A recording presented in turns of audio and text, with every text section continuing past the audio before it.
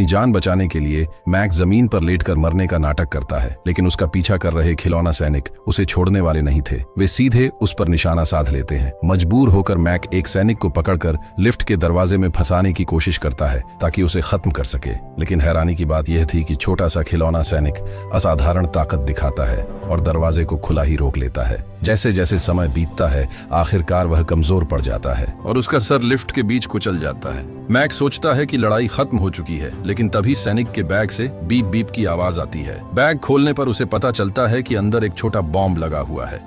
असल में कुछ दिन पहले मैक ने एक खिलौना फैक्ट्री के मालिक की हत्या की थी। कमरे में रखे खिलौनों ने यह सब देख लिया था। अपने मालिक का बदला लेने के लिए वही खिलौने सैनिक बनकर एक पार्सल के रूप में मैक के घर पहुंचते हैं। एक किलर होने के नाते मैक सावधानी से पार्सल खोलता है। उसे अंदर कई खिलौना सैनिक दिखाई देते हैं। शुरुआत में उसे कुछ भी अजीब नहीं लगता। वह उन्हें छोड़कर किचन में चला जाता है और आराम से ड्रिंक पीने लगता है। तभी अचानक जोरदार धमाका होता है। खिलौने जमीन पर गिर जाते हैं। मैक को शक होता है और वह वापस देखने आता है, लेकिन जब वह डिब्बे के पास पहुंचता है तो अंदर से सारे सैनिक गायब होते हैं। अचानक उसके पैर में तेज दर्द होता है। एक खिलौना चाकू उसके पैर में धंस चुका होता है। सोफे के नीचे हलचल होती है। मैक नीचे झुककर देखने की कोशिश करता है। तभी उस पर गोलियों की बारिश शुरू हो जाती है। उसके चेहरे पर छोटे छोटे घाव हो जाते हैं। इससे पहले कि वह संभल पाए, उस पर एक छोटा रॉकेट दागा जाता है, जिससे वह दर्द से घुटनों पर गिर पड़ता है। जान बचाने के लिए वह भागकर बाथरूम में छिप जाता है। बाहर क्या हो रहा है यह देखने के लिए वह एक छोटा शीशा इस्तेमाल करता है। बाहर पूरा लिविंग रूम गोलियों से भर चुका होता है और उसकी चीजें टूट रही होती हैं। गुस्से में मैक बेडरूम से अपनी पिस्तौल लेकर बाहर निकलता है, लेकिन अगले ही पल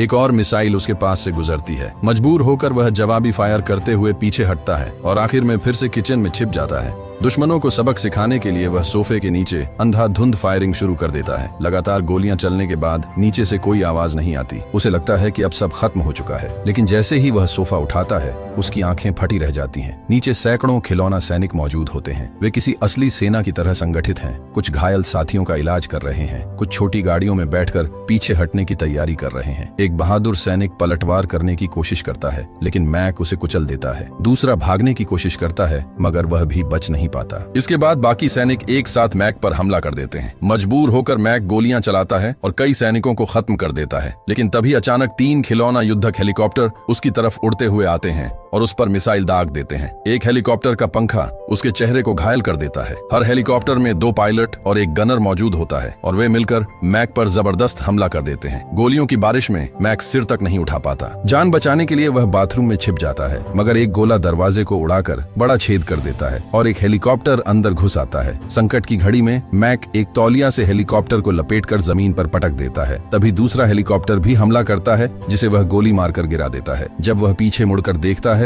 तो पाता है कि कुछ खिलौना सैनिक अब भी जिंदा हैं। उन्हें पूरी तरह खत्म करने के लिए वह उन्हें उठाकर टॉयलेट में बहा देता है। फिर भी अंदर हलचल सुनाई देती है तो वह हेयर ड्रायर अंदर फेंक देता है। चिंगारियों के साथ आखिरकार वे शांत हो जाते हैं। मैक राहत की सांस लेता है और अपने घाव देखने लगता है। तभी दरवाजे के नीचे से एक पर्ची अंदर सरकाई जाती है। उसमें लिखा होता है कि मैक आत्मसमर्पण कर दे, लेकिन एक टॉप किलर होने के नाते वह झुकने वाला नहीं। वह जवाब भेजता है कि लड़ाई आखिरी सांस तक चलेगी। काफी देर तक बाहर शांति रहती है। जब मैक धीरे से बाहर झांकता है तो देखता है कि खिलौना सैनिकों ने एक बड़ी तोप तैनात कर दी है। अगर वह वहीं रहता तो सीधा निशाना बन जाता। मजबूर होकर मैक खिड़की से बाहर निकलता है और 100 मीटर ऊंची इमारत की बाहरी दीवार पर लटककर आगे बढ़ने लगता है। नीचे गहरी खाई है, एक गलती और सीधी मौत। उसे पता नहीं होता कि इसी बीच एक खिलौना हेलीकॉप्टर चुपचाप ऊपर से उसकी ओर बढ़ रहा है। मैक बिल्डिंग की बाहरी दीवार पर लटका हुआ आगे बढ़ ही रहा होता है कि तभी एक खिलौना हेलीकॉप्टर उस पर गोली चला देता है। मशीन गनर लगातार उस पर फायरिंग करता है। मजबूरी में मैक जवाबी गोली चलाता है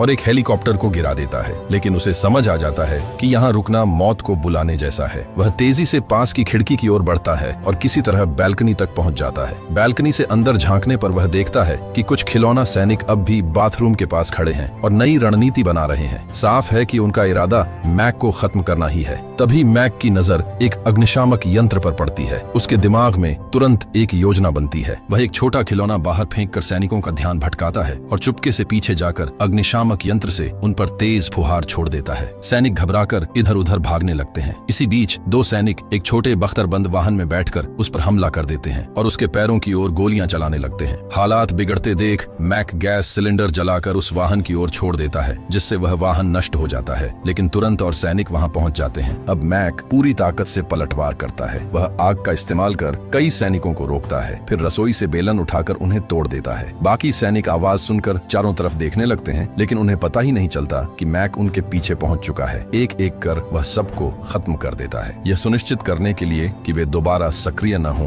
मैक उनके हिस्सों को अलग कर देता है और उन्हें ओवन में डाल देता है। उसे लगता है कि अब खतरा टल गया है। वह राहत के लिए गर्म पानी में बैठने की सोचता है, लेकिन अचानक उसकी कलाई पर तेज चोट लगती है। उसे समझ आता है कि कुछ सैनिक अब भी बचे हुए हैं। वह जल्दी से पट्टी बांधता है और घर छोड़ने का फैसला करता है, लेकिन अब निकलना इतना आसान नहीं है। एक खिलौना स्पेशल फोर्स सैनिक पहले ही लिफ्ट में घुस चुका होता है। जैसे ही मैक लिफ्ट में कदम रखता है, कंट्रोल पैनल से चिंगारियां निकलती हैं और लिफ्ट अंधेरे में डूब जाती है। अगले ही पल अंधेरे में से एक खिलौना सैनिक कूदकर उसके पैरों पर वार कर देता है। लिफ्ट के अंदर हल्की रोशनी में मैक देखता है कि कंट्रोल पैनल के भीतर एक खिलौना स्पेशल फोर्स सैनिक उसे घूर रहा है। यह सैनिक बाकी सबसे ज्यादा ताकतवर और चालाक दिखाई देता है। मैक कुछ समझ पाता उससे पहले ही वह सैनिक वेंटिलेशन के रास्ते ऊपर चढ़ जाता है। मैक समझ जाता है कि लिफ्ट में रुकना मौत को बुलाना है। वह भी वेंटिलेशन शाफ्ट में चढ़ जाता है, लेकिन जैसे ही वह थोड़ा आगे बढ़ता है, वही स्पेशल सैनिक उसके सिर के ऊपर दिखाई देता है, हाथ में चाकू लिए घात लगाए बैठा हुआ। तभी बगल से दूसरी लिफ्ट तेजी से ऊपर आती। सही समय देखकर मैक छलांग लगाता है और दूसरी लिफ्ट की छत पर गिरता है, फिर अंदर कूद जाता है। वह तुरंत बटन दबाकर नीचे भागना चाहता है, लेकिन तभी वह स्पेशल सैनिक भी अंदर आ जाता है और सीधे मैक के सीने पर चढ़कर हमला करने लगता है। दोनों के बीच जबरदस्त संघर्ष होता है। आखिरकार मैक उसे झटक कर दूर फेंक देता है। जैसे ही लिफ्ट का दरवाजा बंद होने लगता है, मैक फिर से मरने का नाटक करता है। सैनिक पास आता है तो वह अचानक उसे पकड़कर पूरी ताकत से दरवाजे की ओर धकेल देता है। सैनिक दरवाजे को रोकने की कोशिश करता है, लेकिन उसकी ताकत कुछ ही सेकंड तक साथ देती है। आखिरकार दरवाजा बंद हो जाता है और वह सैनिक कुचल दिया जाता है। मैक को लगता है कि अब सब खत्म हो चुका है, लेकिन तभी कुचले हुए सैनिक के बैग से बीप बीप की आवाज आती है। मैक हैरानी से बैग खोलता है और देखता है कि उसमें एक माइक्रो बॉम्ब लगा हुआ है। अगले ही पल